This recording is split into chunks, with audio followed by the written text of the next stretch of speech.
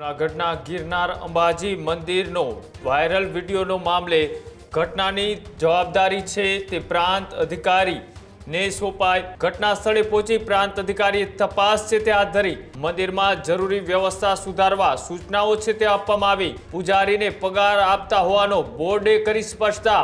વિડીયોમાં દેખાય છે એ તમામ જગ્યાઓની પુષ્ટિ સાતત્યતા કરવા માટે પંચરોજ કામ પણ કરવામાં આવેલા છે. તનસુખગીરી બાપુના નિધન પછી મંદિરમાં જે લોકો હતા એ જ લોકોને પૂજારી તરીકે ચાલુ રાખવામાં આવેલા હતા અને એ પ્રમાણે એમના પગારને એ ભથ્થા ચાલુ રાખવામાં આવેલા હતા. આ જે ઘટના છે એ ઘટના બની એના પછી આવું ક્યારેય પણ ન બને અને લાખો શ્રદ્ધાળુઓની આસ્થા અને જ્યારે જોડાયેલી છે મંદિર સાથે ત્યારે આવી ઘટના ફરીવાર ન બને એના માટે માનનીય કલેક્ટર સાહેબના માર્ગદર્શનમાં વહીવટીતંત્ર દ્વારા તમામ પ્રકારના પ્રયાસો કરવામાં આવશે. આખો વિડીયો જોતા પહેલા હજુ પણ અમારી ચેનલને સબસ્ક્રાઇબ નથી કરી તો યુટ્યુબ પર સબસ્ક્રાઇબ કરો અને ફેસબુક અને ઇન્સ્ટાગ્રામ પર ફોલો કરો.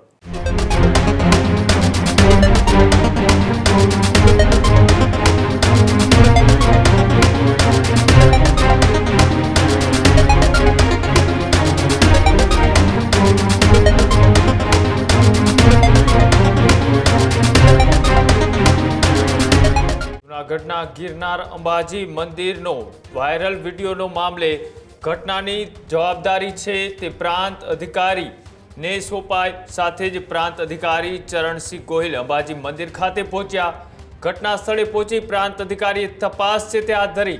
રસોઈ સહિત મંદિરના સ્ટાફની પણ કરવામાં આવી પૂછપરછ. મંદિરમાં જરૂરી વ્યવસ્થા સુધારવા સૂચનાઓ છે તે આપવામાં આવી. દાનની રકમ અને દાન પેટીમાં જ નાખવામાં આવે એવા બોર્ડ છે તે લગાવવામાં આવ્યા. મંદિરમાં પારદર્શિતા વધારવા સૂચનાઓ છે તે આપવામાં આવી. પૂજારીને પગાર આપતા હોવાનો બોર્ડે કરી સ્પષ્ટતા. મંદિર વ્યવસ્થાપન અંગે તંત્ર દ્વારા તપાસ છે તે ચાલુ કરવામાં આવી.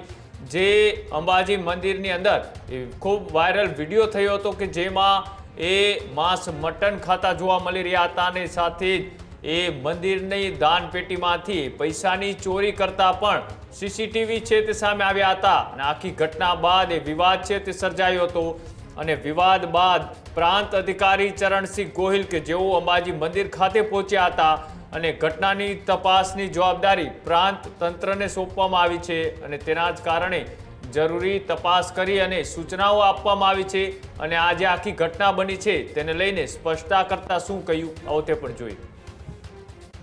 જૂનાગઢમાં ગિરનાર પર્વત પર આવેલા અંબાજી માતાના મંદિર ખાતે જે સોશિયલ મીડિયામાં જે વિડીયો જોવા મળેલા છે તો આ બાબતે અગાઉથી પણ માહિતી આવેલી હતી તંત્ર પાસે અને એ પ્રમાણે કલેક્ટર સાહેબ દ્વારા તપાસના આદેશો પણ હતા. માનનીય કલેક્ટર સાહેબ દ્વારા આ જે તપાસ સોંપવામાં આવેલી છે એ બાબતે આજથી તપાસ અમે ચાલુ કરી દીધેલી છે. અંબાજી માતાનું જે મંદિર છે એની મુલાકાત લેવામાં આવેલી છે.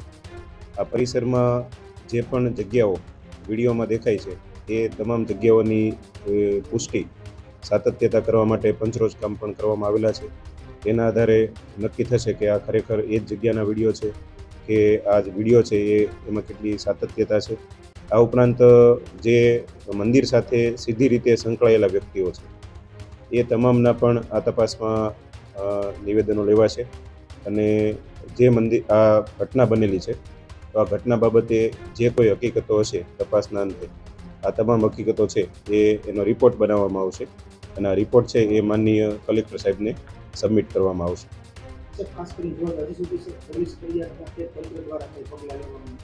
સામાન્ય રીતે પોલીસ ફરિયાદ જે કરવાની હોય છે એમાં ફરિયાદી તરીકે પુરાવાઓ પણ આપવા પડતા હોય છે. તો આમાં ખરેખર જે દોષિત વ્યક્તિઓ છે એ લોકોના જ વ્યવસ્થિત નામ સાથે ફરિયાદ વ્યવસ્થિત પુરાવા સાથે થઈ શકે એના માટે જ માનનીય કલેક્ટર સાહેબે આ પ્રકારની જે તપાસ છે એ સોંપેલી છે અને સંપૂર્ણ નક્કર હકીકતો છે એ સાથે જરૂર પડશે એ પ્રમાણે કાયદાકીય કાર્યવાહી કરવામાં આવશે.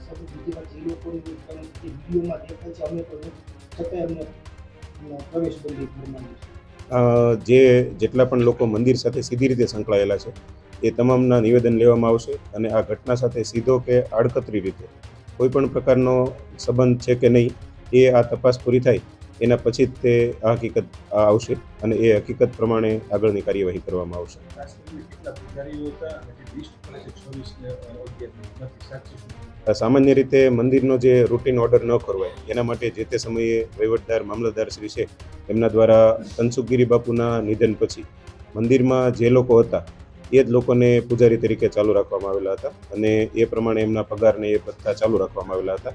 એટલે મામલતદાર શ્રી પાસેથી અમે લિસ્ટ પણ મેળવેલું છે કે કેટલા લોકો મંદિરમાંથી પગાર લેતા હતા અને પૂજારી તરીકે કામ કરતા હતા. આ તમામના નિવેદન લઈ અને કેટલા પૂજારીઓ ત્યાં કાર્યરત હતા, કેટલા વધારાના માણસો ત્યાં આવતા, આ બધી બાબતની પણ તપાસ કરવામાં આવશે.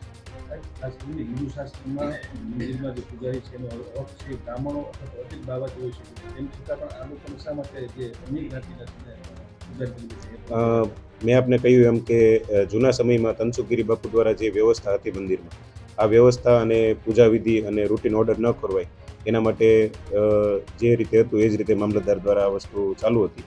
પણ આ જે ઘટના બની છે એના આધારે તપાસ પછી માનનીય કલેક્ટર સાહેબની સૂચના પ્રમાણે જે પણ સૂચનો મળશે એ પ્રમાણે આખી સિસ્ટમ નવેસરથી ઇમ્પ્લિમેન્ટ કરવામાં આવશે. સીસીટીવી કેમેરામાં ચોરી કરતા દેખાય પૂજારીઓ એની સામે એક્શન લેશો?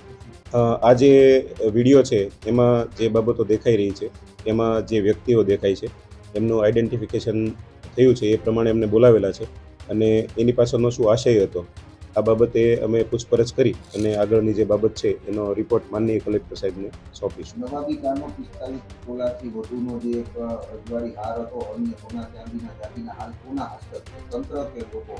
આની જે જ્યારે પણ મંદિરનો વહીવટ લેવામાં આવ્યો છે ત્યારે મામલતદારશ્રીએ જેટલા પણ સાધન સામગ્રી, ઘરેણાઓ, આ ઉપરાંત વસ્ત્રાભૂષણો જે પણ હતા એમની એક ઇન્વેન્ટરી પણ અમે બનાવેલી છે.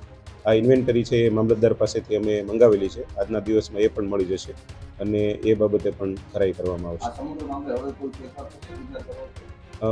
આ જે ઘટના છે એ ઘટના બની એના પછી આવું ક્યારેય પણ ન બને અને લાખો શ્રદ્ધાળુઓની આસ્થા અને જ્યારે જોડાયેલી છે મંદિર સાથે ત્યારે આવી ઘટના ફરીવાર ન બને એના માટે માનનીય કલેક્ટર સાહેબના માર્ગદર્શનમાં વહીવટી તંત્ર દ્વારા તમામ પ્રકારના પ્રયાસો કરવામાં આવશે. આ તંત્ર જે ગિરનાર પર્વત પર ત્યાં શું કામગીરી કરે છે? આજે જે મંદિર છે તો ત્યાં મંદિરમાં જઈ અને જે ભંડાર છે, જે જગ્યાઓ છે, ખાસ કરીને વિડીયોમાં દેખાય છે એના પંચરોજ કામ અને એના પુરાવા એકત્ર કરવામાં આવેલા છે.